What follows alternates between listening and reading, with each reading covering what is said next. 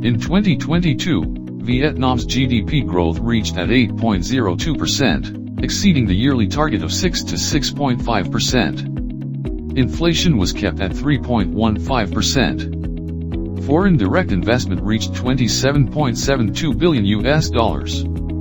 The import-export turnover hit $732.5 billion, with trade surplus of $11.2 billion, according to the General Department of Vietnam Customs.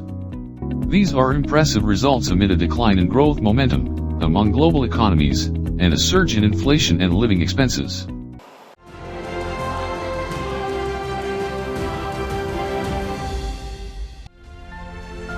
Party General Secretary Wen Phu Trong was the first foreign leader to be welcomed by General Secretary of the Communist Party of China and President of China Xi Jinping, after the 20th National Congress of the Communist Party of China.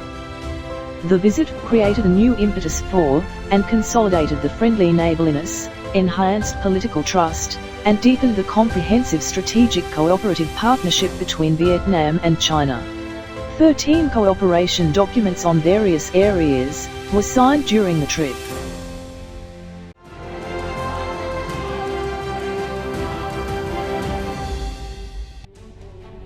All the standing boards of the party committees of the 63 provinces and centrally run cities established steering committees for corruption and negative phenomena prevention and control.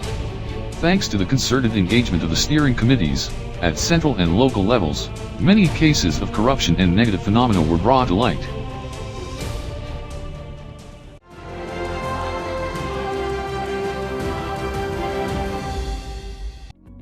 For the first time, the Politburo issued 6 resolutions on socio-economic development and defense security safeguarding to 2030, with a vision to 2045 for 6 economic regions, to capitalize on their advantages and enhance connectivity within each region.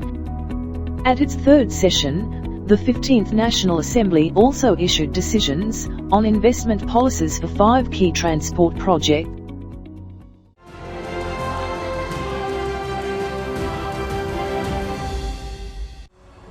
The 31st Southeast Asian Games, SEA Games, took place from May 5 to 23, shortly after Vietnam decided to resume international tourism, from March 15.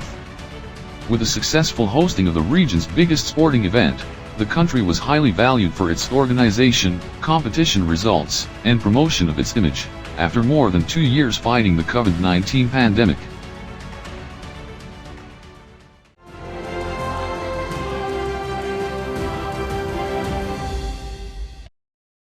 The corporate bond market, a medium and long-term capital mobilization channel, was negatively affected after investigations into some issuances were launched.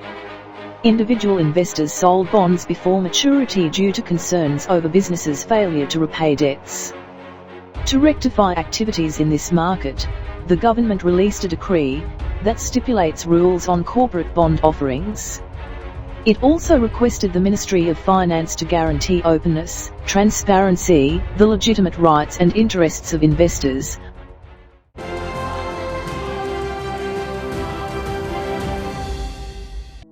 According to Google, Temasek, and Bain & Company, the gross merchandise value of Vietnam's digital economy was estimated at $23 billion in 2022, rising by 28% from a year earlier, the fastest growth in Southeast Asia. Data from the Ministry of Information and Communications showed that revenue in the digital economy in 2022 increased by over 10% year-on-year to $148 billion.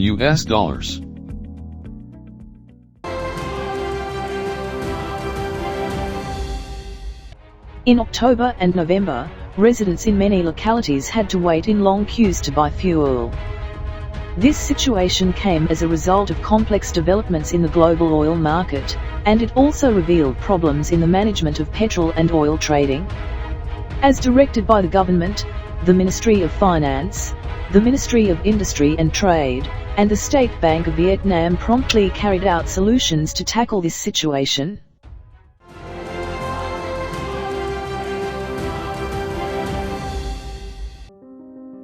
On October 14 and 15, Da Nang and other localities in the central region experienced severe flooding due to post-storm downpours, with rainfall of nearly 700 millimeters in 24 hours. Tidal surges that occurred at the same time further slowed the drainage process, thus seriously affecting the lives of local residents. This historic flooding gave a warning of worsening climate change that requires strategic response measures.